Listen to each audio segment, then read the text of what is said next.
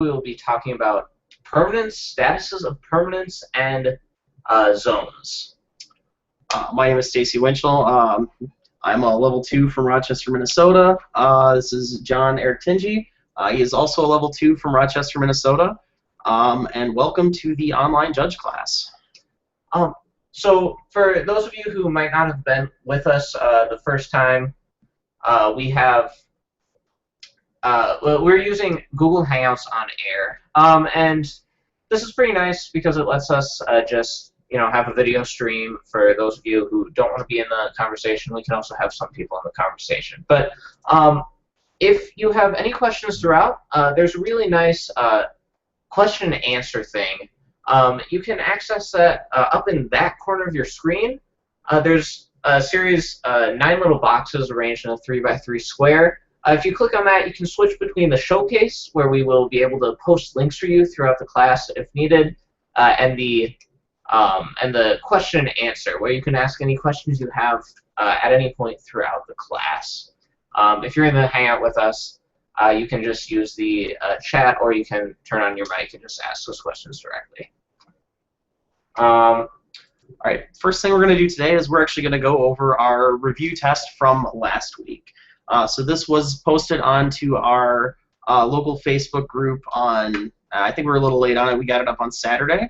And so just to go over what we did last week in the first week of this as a good review, and as we do these reviews from week to week, each review kind of builds upon itself. We're not just going to be reviewing everything just from the previous week. As you'll see from week to week, the questions will build on themselves and kind of be more cohesive as we go through. So, alrighty. So the test we posted last week, the first question was, whoopsie. We pulled up the week 2 test. Yeah. Asking that question does not help us. 2 seconds.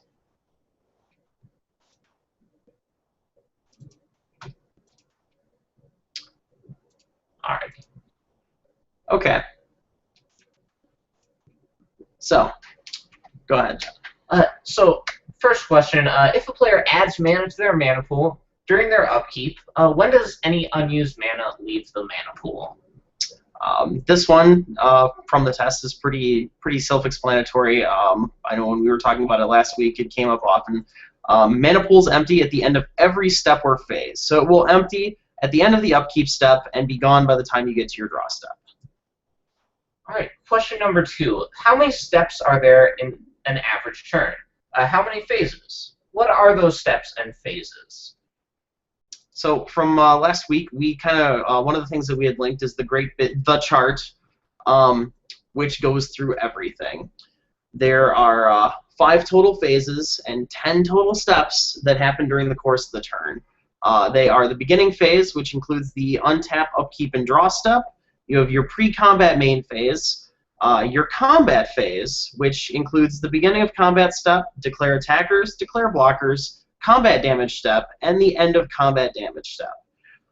Then you have your post-combat main phase, which has no steps. It's just one great big phase. And then your end phase, which includes the end step and the cleanup step. And I think we breezed over this a little bit last week, but there are the beginning phase and the end phase. Those include all the steps, which we did talk more in depth about.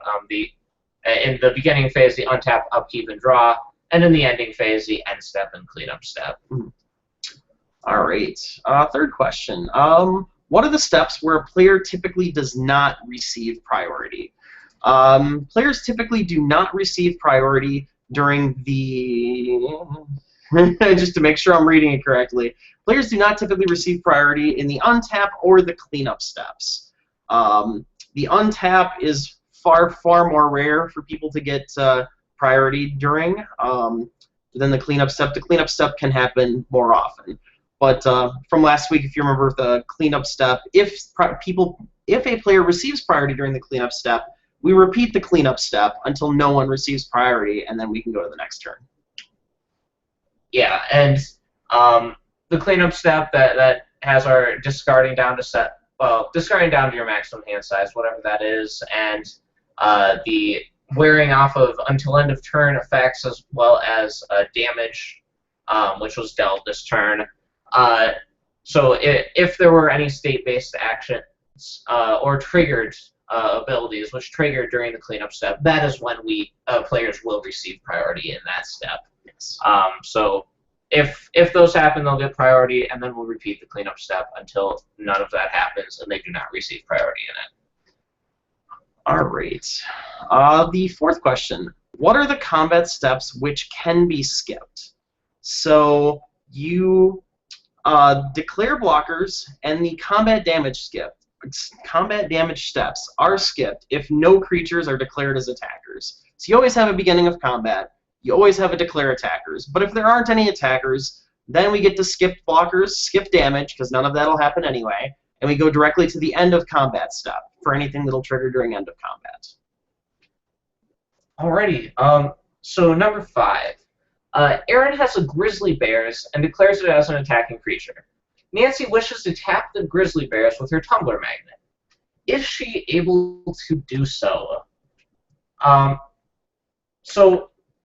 Aaron declares the grizzly bears as attacking. This has already happened. So now Nancy wants to respond, but because the bears are attacking, that they were declared as an attacker, we tap them right away when we do that. So Nancy is able to target the grizzly bears with Tumbler Magnet's ability when she receives priority, and the ability will resolve, but it does not stop the grizzly bears from attacking. Tapping it down after it's already declared an attack, even if it has vigilance and didn't have to tap the attack, it doesn't prevent it from attacking. Now, as part of that, if Nancy had wished to prevent the creature from being declared as an attacker, she'd have to activate the Tumble Magnet no later than the beginning of combat step. Because in that step, nothing has been declared as an attacker yet. So during that step is where she could activate her Tumble Magnet, tap the grizzly bear, and then it could never be declared as an attacker. Yes. So number 6, Amanda controls mob flunkies enchanted by Bloodshed Fever. Now, mob flunkies, if you aren't looking at the test with us, it can't attack or block alone, and then Bloodshed Fever, it attacks each turn if able. So with her mob flunkies, she also happens to have a grizzly bears. What are the legal attacks that she can make? Now, thank you. So when you're attacking, you must fulfill all requirements for attacking while heeding any restrictions, with the exception if a restriction requires some form of payment, like mana, life, etc. Then a player does not have to fulfill that requirement. So in this scenario, Bloodshed Fever creates a requirement that the Mog Flunkies must attack each turn if able. Also, we have a restriction that Mog Flunkies cannot attack alone. The only legal attack that Amanda can make this turn is Mog Flunkies and Grizzly Bears have to attack together. Yeah, since it can't attack alone, but it still needs to attack if able, we're able to. We can swing with the Grizzly Bears, and the Mog Flunky then swings. And there are no mana payments or any kind of payments that would prevent things from attacking, therefore we must attack. Yep. Alrighty. Number 7. Do players get priority between when damage is assigned and when damage is dealt? The answer to this is no. Under previous rules, prior to M10, this was not true. In the prior rules, combat damage would go on the stack, you would assign it, and then because it went on the stack, you could, in those cases, respond to it. But that has not been the case for 6 years now. Once you assign damage, damage is just immediately dealt. It is a turn-based action that happens during the combat damage step, and there is no responses you cannot respond once damage has been assigned. Yeah, if you're really, you've been playing for a long time, you might remember your Sakura Tribe Elders blocking, dealing their 1 damage, and on the stack, sacking them to get your land. That is no longer the case, but only if you've been playing for a while will you have experienced experience that rules interaction, since it no longer exists. So number 8, do turn-based actions use the stack? The answer to this is no. Turn-based actions do not use the stack, and because of that, they cannot be responded to. Now, most turn-based actions, as long as you do something, you can't respond to them because they don't use the stack. But if you do something in the prior step, that is the closest you can come to responding to them. Is to just do something before they happen.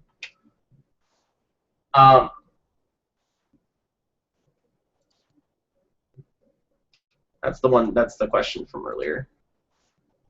So then the final question on the test: what are the 3 turn-based actions that happen during combat? Ooh. Oh, that is my fault. Number 9. I'm sorry. So do turn-based actions happen before a player gets priority? The answer is yes.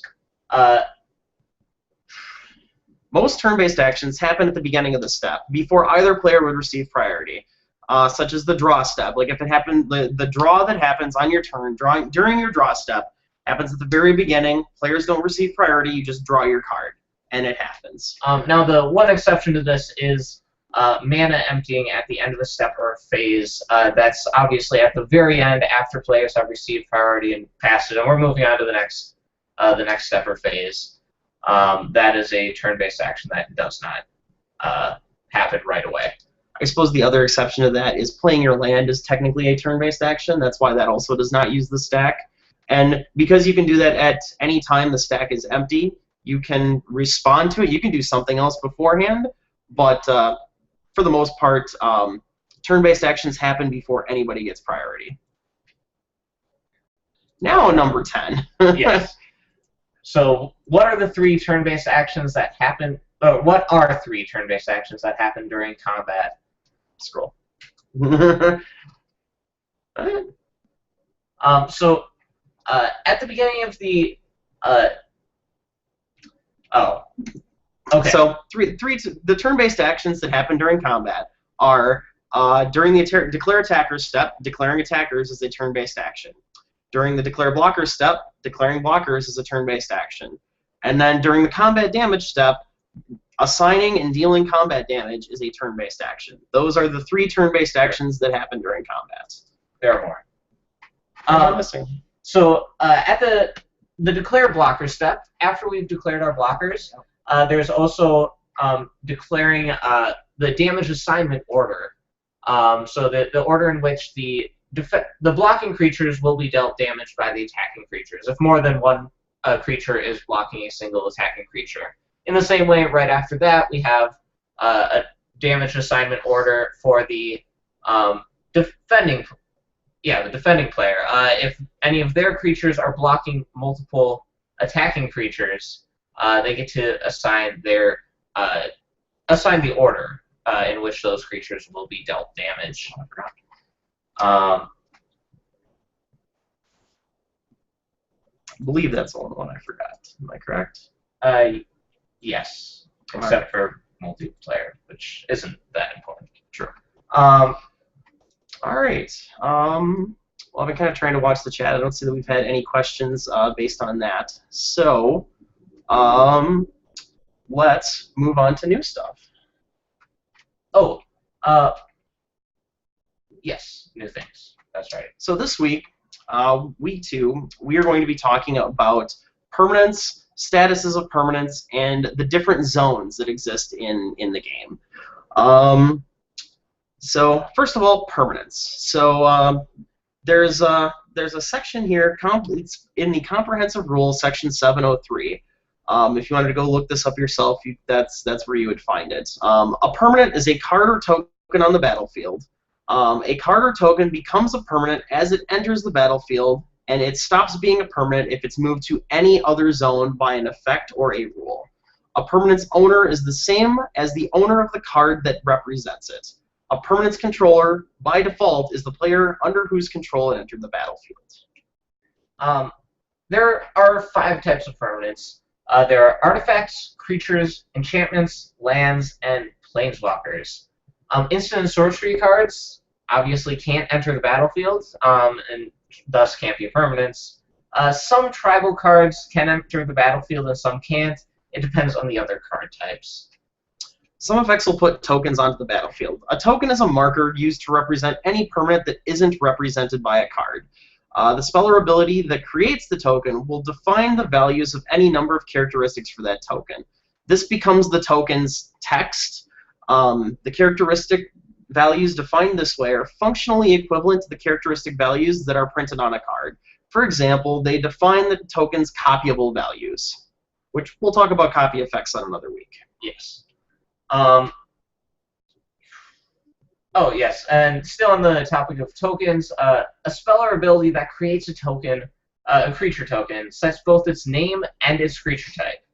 If the speller ability doesn't specify the name of a creature token, its name is the same as its creature type. A Goblin Scout creature token, for example, is both a Goblin Scout as its creature type and as the name of the token if it's not given elsewhere. If for some reason the token has its name changed, changing its name doesn't change its creature type, and vice versa. If you have an effect that changes the creature type to Mercenary for some reason, it'll still be named Goblin Scout. Yes. And if a speller ability would create a token, but an effect states that a permanent with one or more of that token's characteristics can't enter the battlefield, the token isn't created. A token is subject to anything that affects permanence in general or that affects the token's card type or subtype. A token isn't a card. Most relevant thing with that in Standard is probably Hallowed Moonlight. Hallowed Moonlight says creatures can't enter the battlefield this turn unless they were cast, and tokens are always created by another card's effect. They are never cast. Yes. And a token which is phased out or that moves to a zone other than the battlefield, it ceases to exist. This is a state-based action, which we'll cover state-based actions on a different week. There is an entire week for state-based actions. They're a lot of fun. So note that if a token changes zones, applicable triggered abilities will trigger before this token ceases to exist. Let's say your token dies. If your token dies, it does go to the graveyard. And anything that triggers off of a creature or whatever kind of permanent the token was, if you have clue tokens and it looks at artifacts going to the graveyard, anything that triggers off of that will still trigger, and before the token ceases to exist. Yeah. However, as we'll get to in state-based actions, it will be gone before players have an opportunity to do anything. True. All right. Statuses of permanence. A permanent status is its physical state. There are 4 status categories. Each have 2 possible values. So your permanent can either be tapped or untapped. This is pretty self-explanatory. This is the one that you're going to see most often. It's either tapped or it's not tapped. There is no in between. The second one it can be face up or face down. So this is most relevant with creatures with morph. Or manifested now. Or manifested now. A creature can either be face up or it can be face down. Those are both statuses, and we'll go on from there. Special things, since we have double face cards in Standard, no matter which side you are on, both of those sides are face up. A card with 2 faces cannot be face down, though it can be manifested. You know what? It's getting a little corner casey, so I'm going to move on.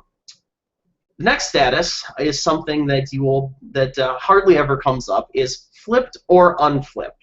What this is referring to is there is a cycle of cards from Kamigawa block that would flip, and they had a name and text box on the top, and then you would turn them upside down when an effect told you to, and then they would have a different name and abilities for being flipped.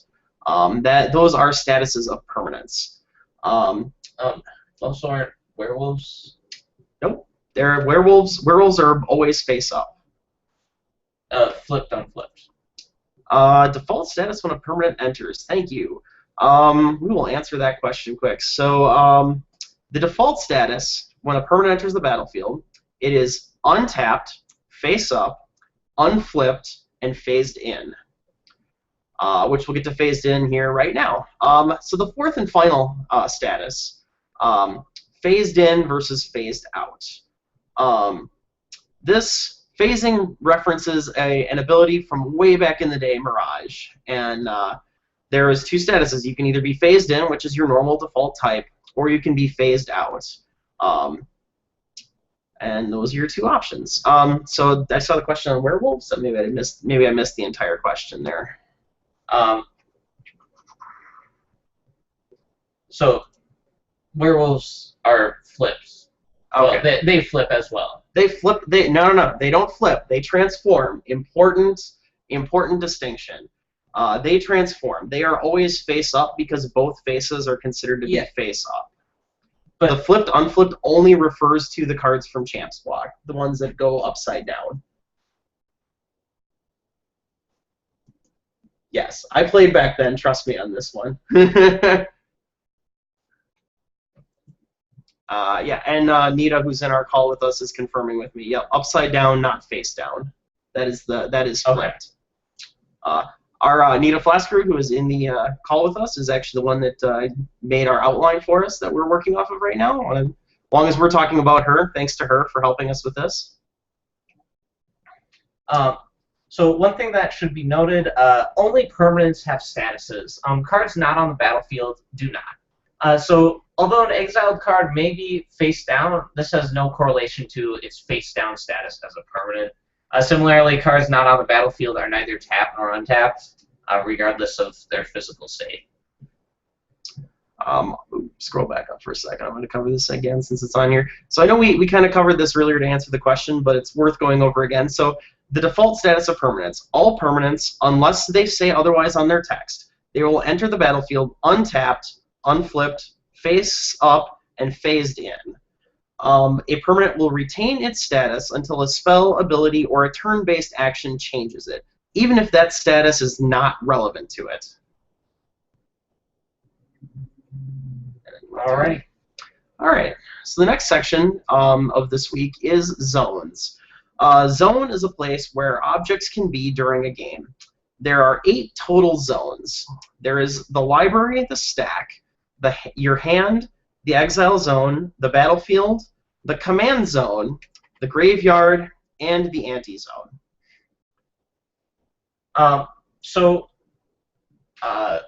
Should be noted, each player has his or her own library, hand, and graveyard. The other zones are shared by people, so exile, battlefield, anti. Yeah. The command zone. Pretty much any of the face-up public zones are shared. It's the only ones that aren't shared are the private zones. So the zones where only you can look at the cards and your graveyard. So public zones are zones in which all players can see the card's faces. So this is our exile, well, generally exile. Graveyard, battlefield, stack, anti, command zone. Hidden zones are, or yes, exile is a public zone. Hidden zones are zones in which not all players can be expected to see the card's faces. The library, the hand, are hidden zones. Even if there's a rule or something that tells you that zone is currently revealed. Though it's revealed, it is still considered a hidden zone by the game. If an object would go to any library, graveyard, or hand other than its owners, it goes into its owner's corresponding zone. Doesn't come up that often, but occasionally with older cards, something weird like that can happen. Most of them have been errataed, but there are always exceptions. Yeah. So cards with certain card types can't enter certain zones. For example, like we were talking about earlier, instants and sorceries, they can't enter the battlefield. If it would enter the battlefield, it remains in the previous zone. If a plain Vanguard or Scheme card would leave the command zone, it remains in the command zone. For those of you playing Chase, Vanguard, or Arch Enemy players out there. An object that moves from one zone to another becomes a new object with no memory of or relation to its previous existence. There are 6 exceptions to this rule. Alright. Effects from spells, activated abilities, and triggered abilities that change the characteristics of a permanent spell on the stack continue to apply to the permanent that spell becomes. So if you have something that is a sleight of mind effect, so let's say I've cast a creature that says when it enters the battlefield, return all blue creatures to their owner's hands. Now, while that card is on the stack, my opponent decides to cast a spell that changes the color word blue to the color word red. The game will remember as my creature moves from the stack to the battlefield that it now reads red, and because it's reading red, it will then apply its effect to the red creatures instead of the blue creatures. Go ahead. So, prevention effects that apply to damage from a permanent spell on the stack continue to apply to damage from the permanent that spell becomes. Good example there is, let's say I'm using a Circle of Protection red on a red spell, a red permanent spell that you've cast. The game will remember that that you've chosen that for the Circle of Protection red as it moves from the stack to the battlefield. Another one which sees more modern play would be like Deflecting Palm. True. Which, if you choose like something that deals damage upon it entering, it will be able to prevent that damage when it enters. Or just the next time it deals damage. You could choose a Goblin Guide on the stack if you really wanted to. All right. If an ability of a permanent requires information about choices made as that permanent was cast as a spell, including what mana was spent to cast that spell, it uses information about the spell that became that permanent as it resolved. This is most relevant in Standard with the cards with, what is that ability called? Converge? Where it checks the mana that was spent when the spell was cast to figure out what is going on with it. Usually in Converge's case with the form of +1/+1 counters. And another one, abilities that trigger when an object moves from one zone to another, such as when Rancor is put into a graveyard from the battlefield, it will return to your hand. That's the trigger. It can find the new object that it became in the zone it moved to when the ability triggered, if that zone is public. So Rancor, when it goes from the graveyard or from the battlefield to the graveyard, it changed zones. So the ability shouldn't be able to see it, except we have a special exception telling us, yes, it can see the permanent when it moved. All right. Abilities of auras that trigger when the enchanted permanent leaves the battlefield can find the new object that aura... I was reading. All right. Abilities of auras that trigger when the enchanted permanent leaves the battlefield can find the new object that the aura became in its owner's graveyard if it was put into the graveyard at the same time the enchanted permanent left the bag. Ah, that's a mouthful. It can also find the new object that aura became in its owner's graveyard as a result of being put there as a state-based action for not being attached to a permanent. So I'm forgetting the name of the enchantment, but there's one which is when this creature dies, return this enchantment, or return that creature to the battlefield. At the beginning of the next end step, return this enchantment.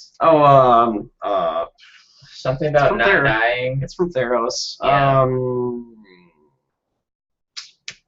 Nope. Lost it.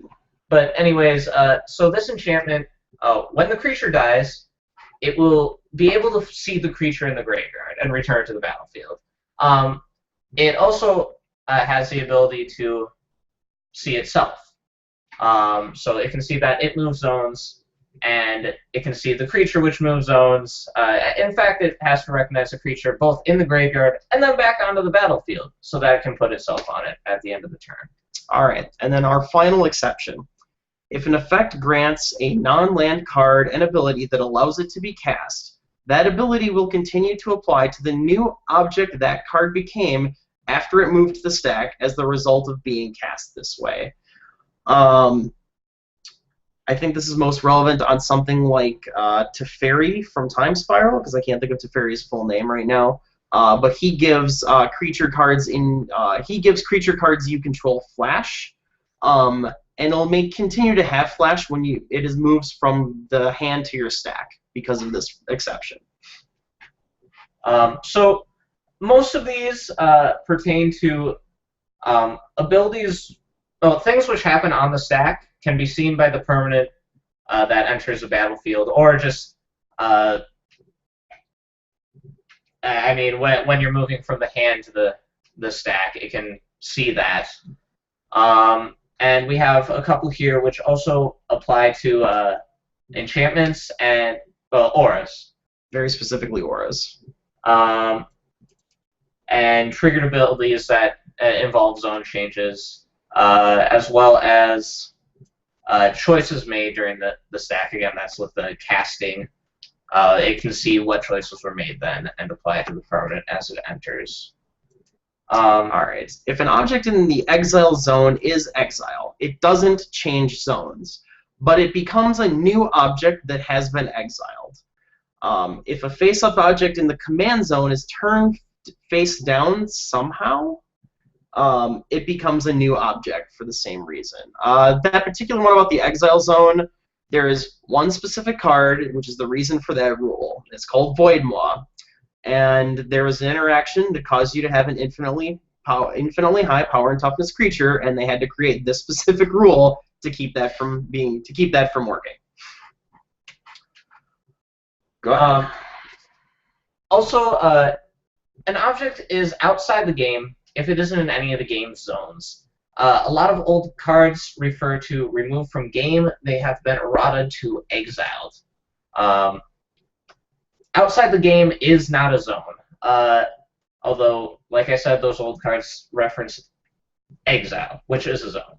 Cards in a player's sideboard are outside the game. Some effects bring cards into the game from outside it. Those cards remain in the game until it ends.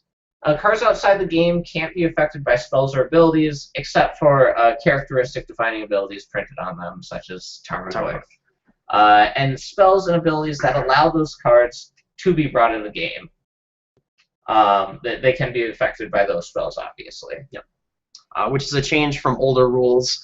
Before they updated and added the exile zone, there was anything that was removed from the game was considered outside the game. With the addition of the exile zone, which happened in Alara Reborn, I believe, when that set came out, is when they added that to the comprehensive rules. That is when these changes took place. For any of you old school players watching this. Alright, library. When a game begins, each player's deck becomes his or her library. Each library must be kept in a single face-down pile. Players can't look at or change the order of cards in their library, unless a spell tells them otherwise, obviously. Any player may count the number of cards remaining in any player's library at any time. If an effect puts 2 or more cards on the top or bottom of the library at the same time, the owner of those cards may arrange them in any order. The library's owner doesn't reveal the order in which the cards go into his or her library.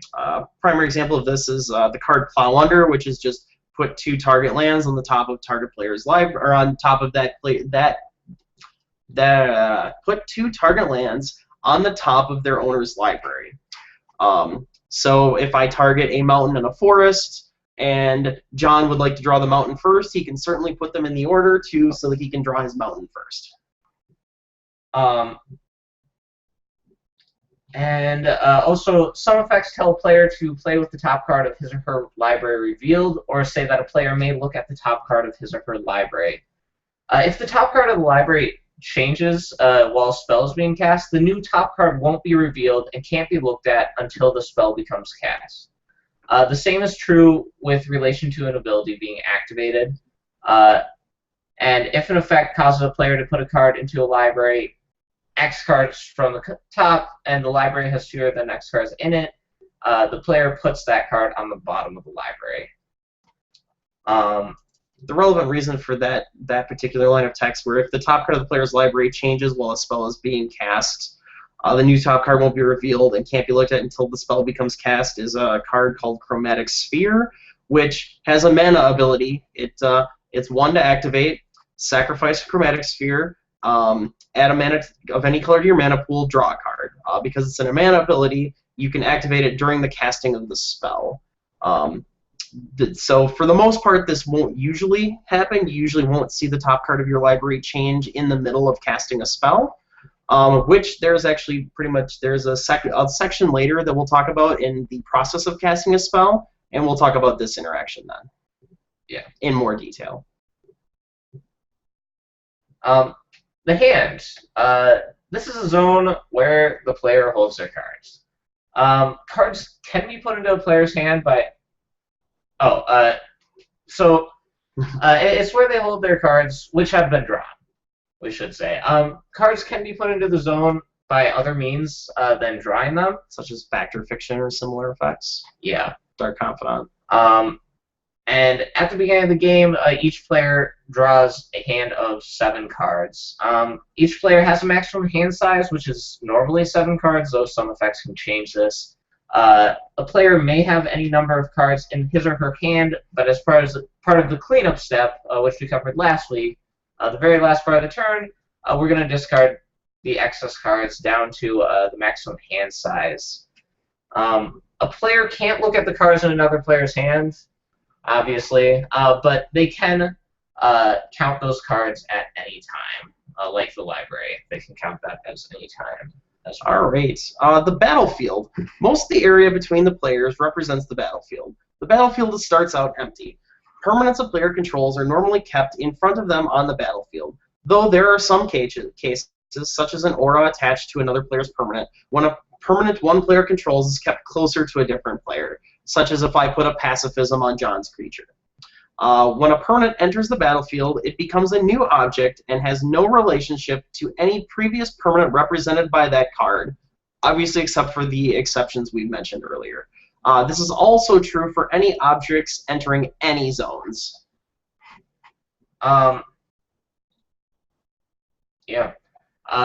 Graveyards. So a player's graveyard is his or her discard pile. Any object that's countered, discarded, destroyed, or sacrificed is put on top of the graveyard, as is any instant or sorcery spell they cast upon resolution. Each player's graveyard starts out empty, and each graveyard is kept in a single face-up pile.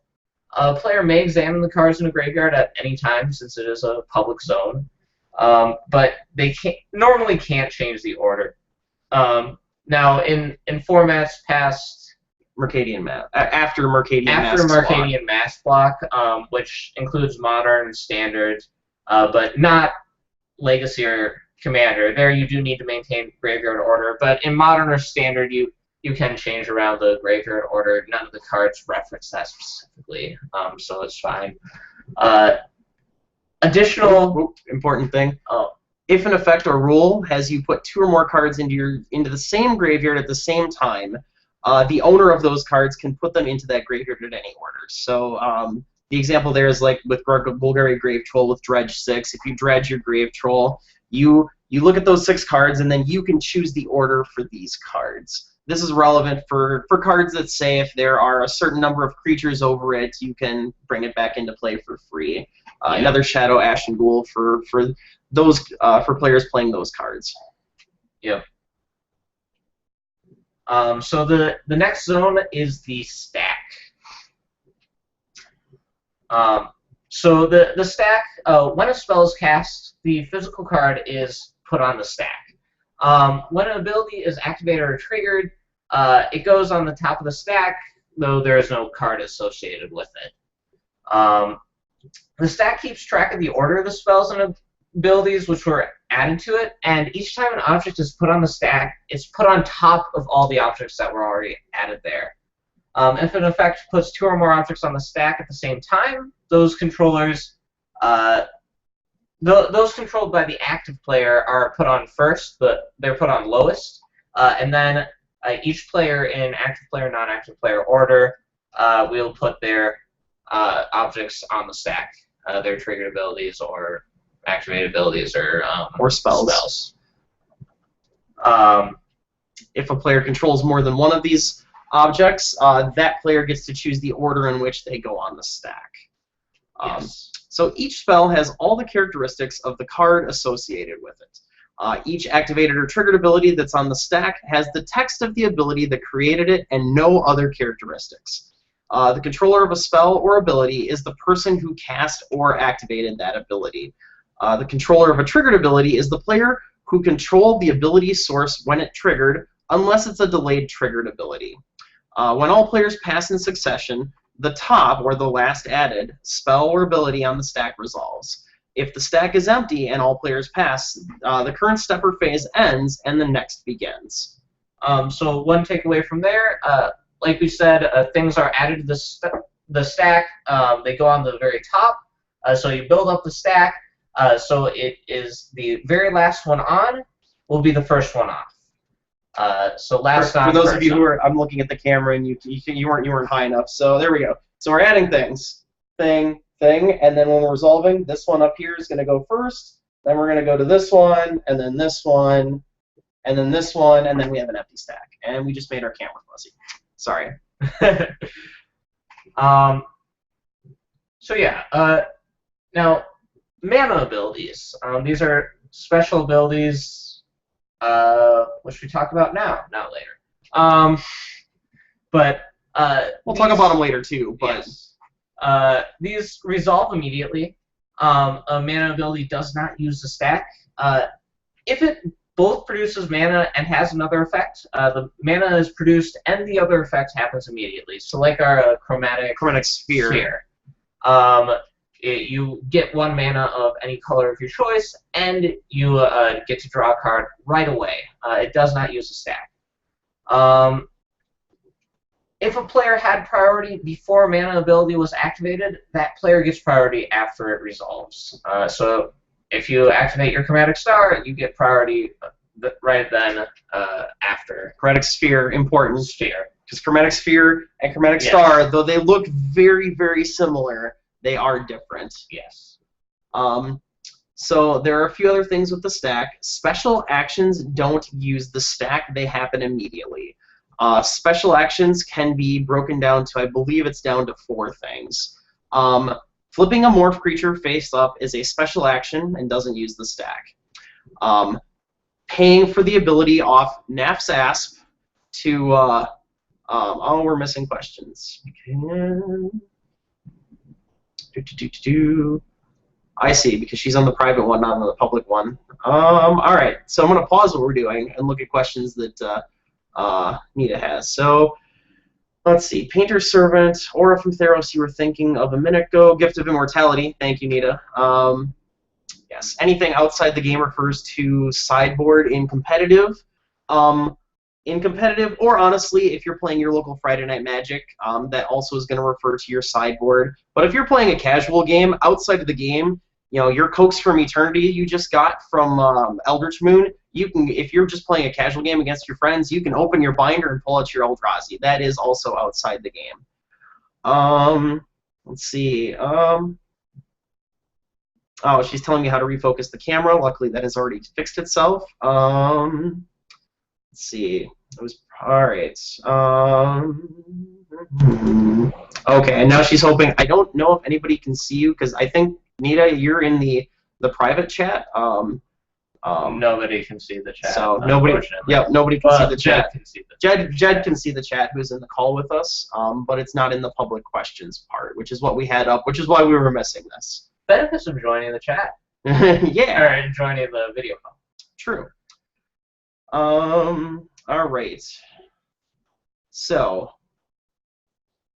where was I at? Oh, we were going through the things. So we were talking about the stack, and we were going through the things that don't actually use the stack. So, all right, I was going through the special actions. So, morph. When you turn your creature face up with morph, that does not use the stack. It is a special action. There is also a couple of really old creatures that say unless you pay 2 mana before the beginning of your next upkeep, you take 2 additional damage. Paying for that special ability is a special action and also does not use the stack. Suspending a card is a special action that doesn't use the stack. And what is the last one that doesn't use the stack? Well, special mana abilities are a special action that don't use the stack. So. Alright. So there are a few more things that don't use the stack. Static abilities continuously generate an effect and don't go on the stack. This includes characteristic defining abilities such as this object is colorless, like anything with devoid. This includes like always watching. It just always gives your creatures +1/+1. It doesn't use the stack, it just constantly does that. As we talked about last week, turn-based actions don't use the stack, they just happen. They're dealt with before anybody gets to receive priority. State-based actions, which we'll talk about in a future class, are the other thing that don't use the stack. They happen automatically when certain conditions are met, and they will all be resolved before any player will get priority. And then the last thing in the stack is a player may concede the game at any time, which we'll probably bring up again, but it's an important thing to know. It is the only thing faster than a mana source. If a player, the reason this is brought up here is if a player leaves a multiplayer game, whether by conceding or being dealt lethal damage or what have you. Let's say you're playing Commander with 3 friends and one of your friends dies, or one of your friends has to concede and go home. Any objects that they own will leave the game. They'll cease to exist. Anything that they controlled but didn't own, they will no longer control and will go back to the owner, or be exiled as a result. All of these actions happen immediately and don't use the stack. All right. And the last very common zone, True story. exile. So exile is essentially a holding area for objects, and it is a very far away place we can put certain things. So it's very difficult to get things back from exile currently. So. Yes. Some spells and abilities will exile an object without any way to return it. That's a very far away side of it. Path to Exile is a good example. It Yes. exiles target creature. There's no coming back. It's just gone. Other spells and abilities exile an object only temporarily. A good example from new cards is Spell Queller.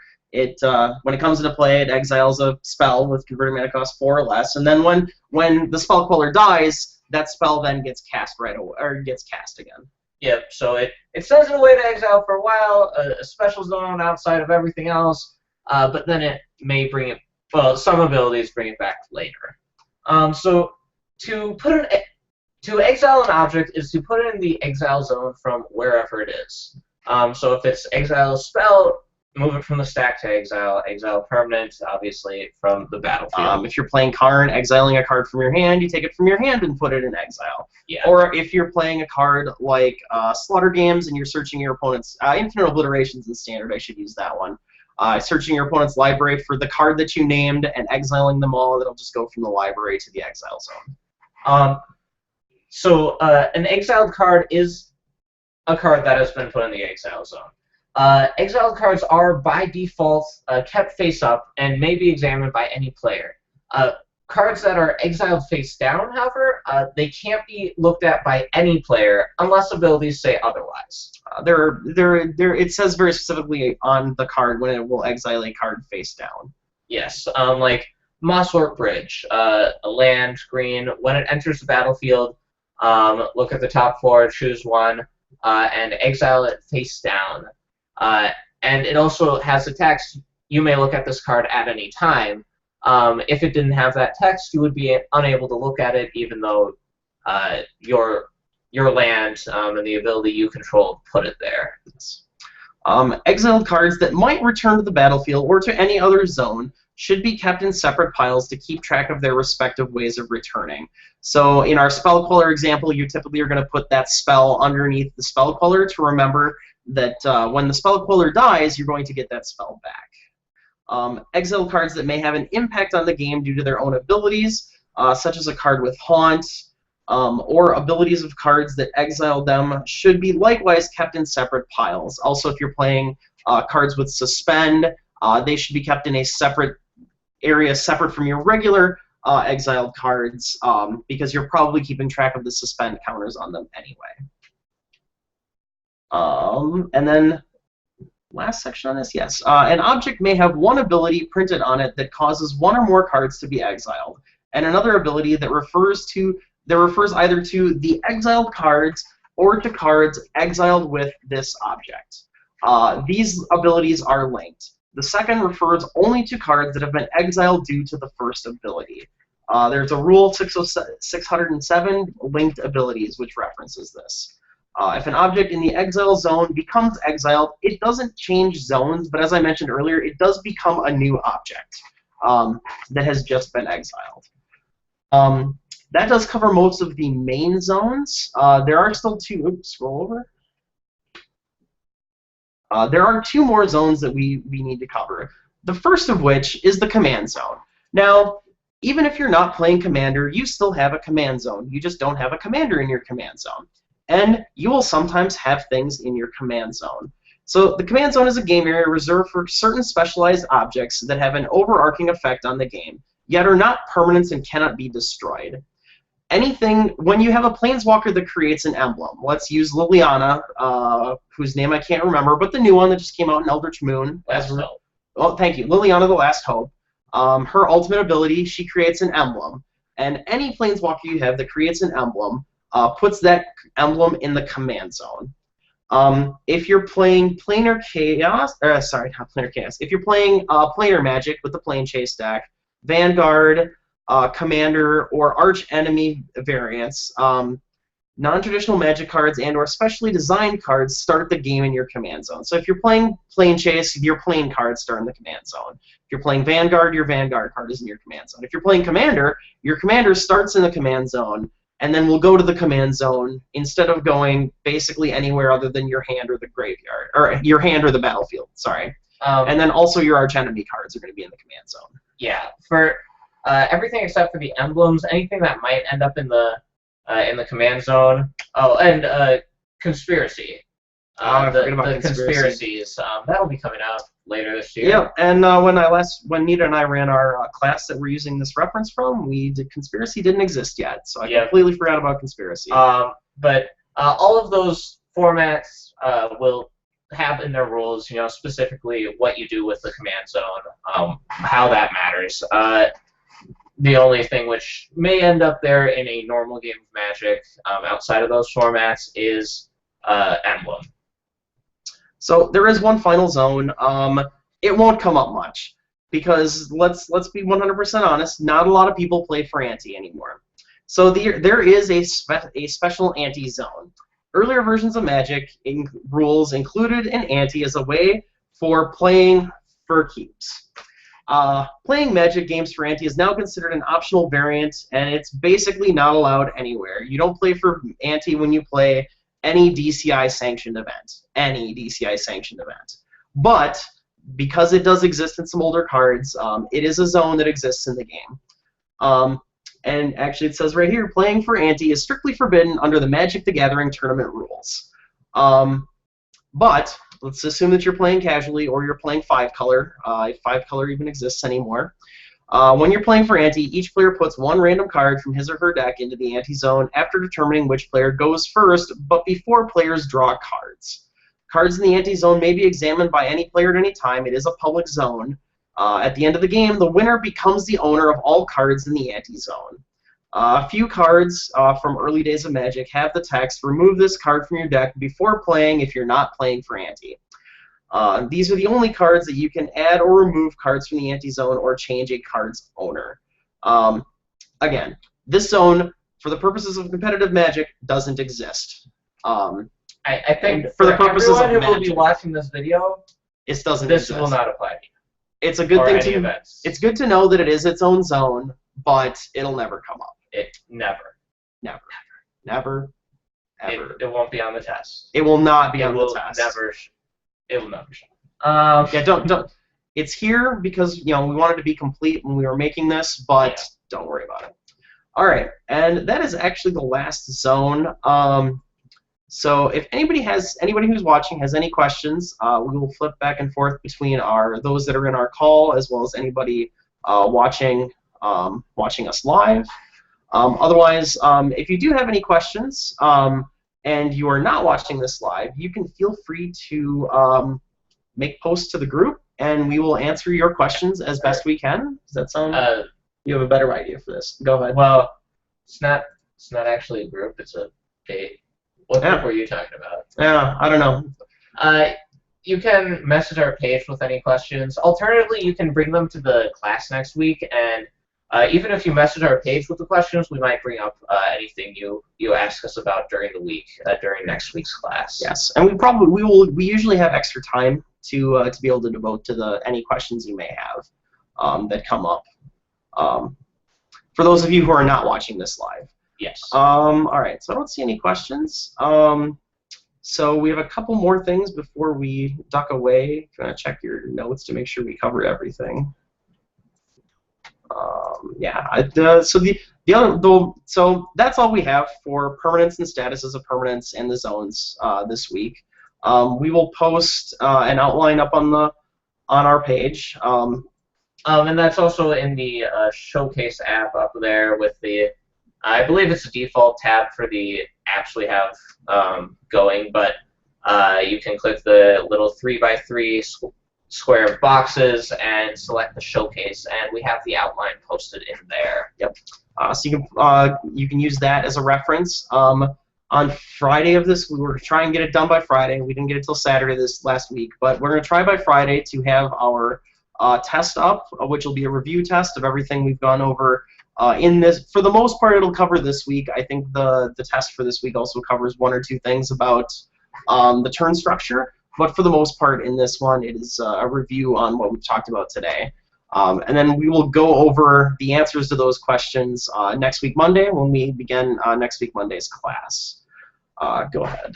All right, so one thing we want to do with this class is, we're not only preparing you as with the rules knowledge, we're also preparing you to be judges, if you so choose. So we want to help you get involved with the community a little bit, and our regional coordinator has expressed an interest in getting even uncertified judge candidates involved in the Judge Apps community. So I'm just going to show you a little bit of the Judge Apps website. I posted a link in the Showcase section, so if you want to take a look at that after we're done, you can certainly do that, and go ahead and get signed up. You don't need to be a judge to join. And from our regional coordinator, Rob McKenzie, he has expressed interest that anybody interested in becoming a judge should sign up for the website. It is just a good thing to get you involved, to kind of see what we use as judges when we're looking at events and things. So, so when you go to Judge Apps, chances are you will see a login thing. It will have a username and passwords for you to enter. Alternatively, you can register. But once you get registered and all of that, you'll be able to see your home page. So it has, once you get into judging, you might have competitive events. A lot of events are posted on Judge Apps. And when events are looking for judges, they're going to be. Now I'm looking at the camera, and we're not even on camera anymore. When you're looking at Judge Apps, it is going to. This is where a lot of organizers use this for looking for judges, like when they're looking to try and find judges for their events. And so this is why it's really good to get judges involved in, or to get even the judge candidates on this website. So as you can see on the what John has showing here, this is his page. He is currently on staff for an event, and any event that you've been accepted for and you're on staff for is going to show up at the top there. And then let's as a judge candidate, what you might be looking for is you're looking for events. So that's going to be more in the events with upcoming deadlines. So what that's going to give you is it's going to give you events that have an upcoming deadline soon. Now, I actually don't use the events with upcoming application deadlines, really. Now, there are a couple local ones. Have a South Dakota Judge Conference. Judge conferences are a great way to get involved with the community and learn more about being a judge. That application closes in a couple of days. If you're watching us live. Yeah. But there's also one in Burnsville, a regional PTQ, which is coming up. So there are a couple which are relevant to me. But a better way I've found for doing events is I go to the All Events tab, and then I go to filter. You can filter by type or by region. I highly recommend filtering by region. It is going to just give you things in your region. For us locally, that is the USA North. For anybody watching this from from outside of the USA North, just go ahead and hit your own region. Go ahead. Yep. So USA North it only shows the ones within the region, and these are open for applications. So we have the RPTQ, like we saw, the Judge Conference in South Dakota, and Star City Games open in Milwaukee coming up in October. It also shows a couple of events which are closed for application. You might have applied to these. Actually, this was the one I had been accepted for on the main on my home page. But Other thing, go ahead. In addition to that, you can also go to the My Events tab, which will show you what future events you have applied for. It'll show, for example, I was declined for Grand Prix Portland. So I was declined. I did not attend. And this one I was accepted for. It'll also show you any past events which you've applied for, whether you're accepted or not. And in a couple of rare cases, your application might have been rejected, but you end up working it. But that's a ways down the road. Another thing we have is the forum, which this is probably going to be more relevant for anybody who's starting out for judges, because the forums, as soon as it loads, are going to give you a bunch of, this is going to be a great resource of information and anywhere, and a great place to answer questions that you may have about judge program. As you can see on the thing on the page here, there's the official announcements area. You have your recurring publications and blog posts for like the judge blogs. There's project recruitment, which is a good thing the judge projects is something that is a good thing for the program, but as a judge candidate, it is something that you probably won't be worrying too much about yet. If you do happen to see a project that catches your eye, they're always looking for people who are interested in helping improve the judge program and the Magic community as a whole. So if you have a chance, it doesn't hurt to look through those. Yeah, and then we have the more general forums. So we have rules Q&A, regular REL discussions about that. So that's like your Friday Night Magics. Which we do have a section on the regular REL rules, an entire day on the judging a regular REL document. Yep. Competitive REL, which you won't be doing right away. Well, we won't test you on it at least.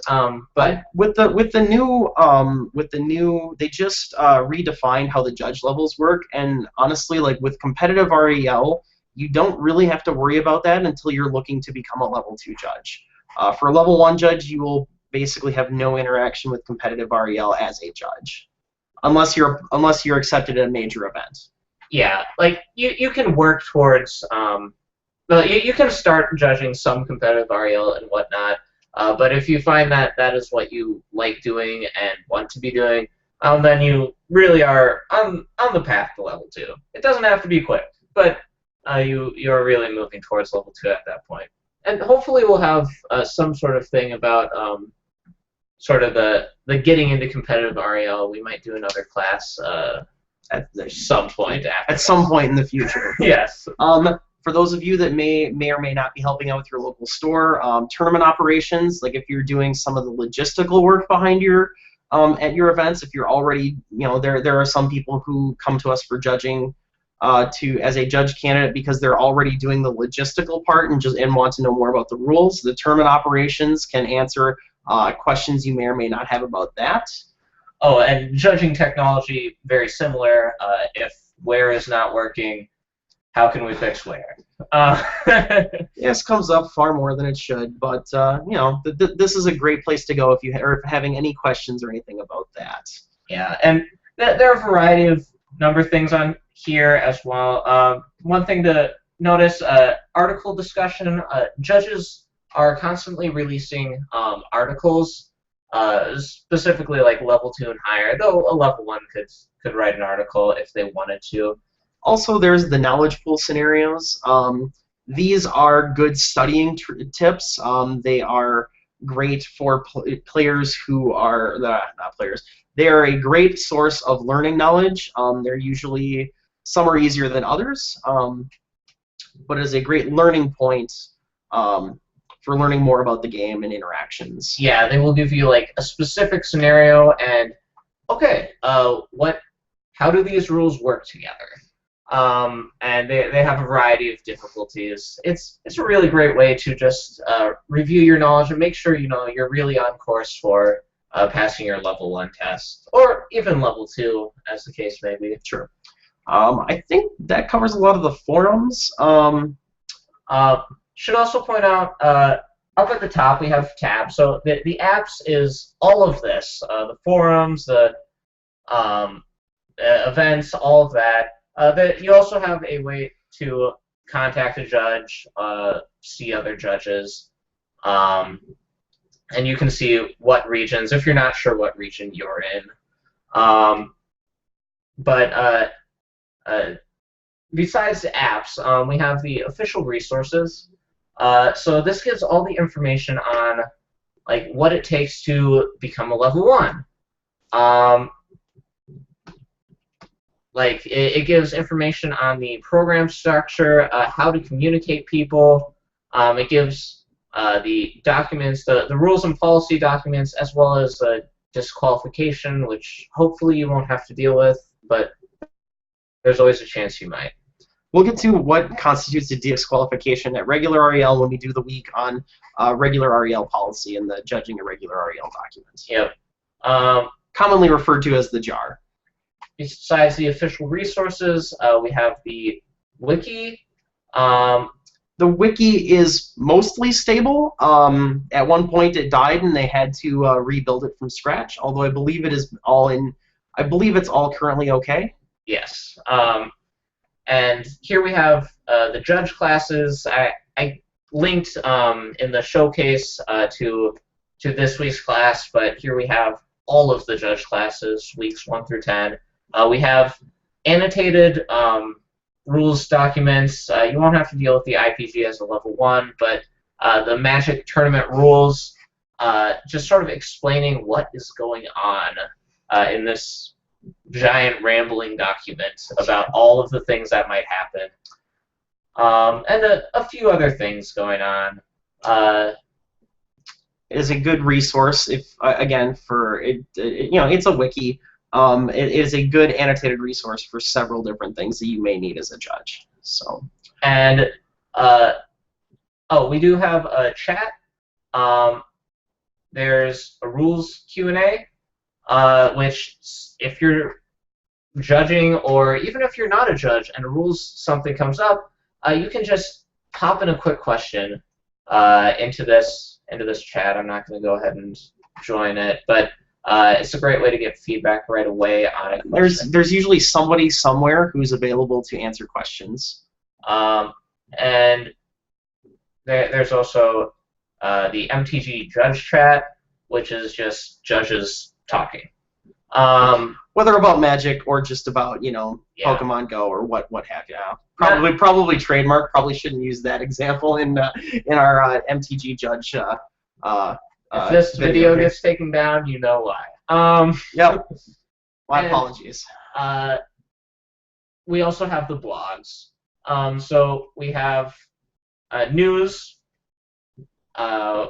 which it features news. No, if this is a great place where you can learn kind of what's currently at the top of for things for the judges are looking out. This will have every time a new set comes out, you can see the Eldritch Moon policy changes. Every time a new set comes out, they update the tournament rules policy and the IPG. This is where this is going to be. There is also your Judge Monthly. There are several different regular articles and regular enough things, and this is where that all gets posted to.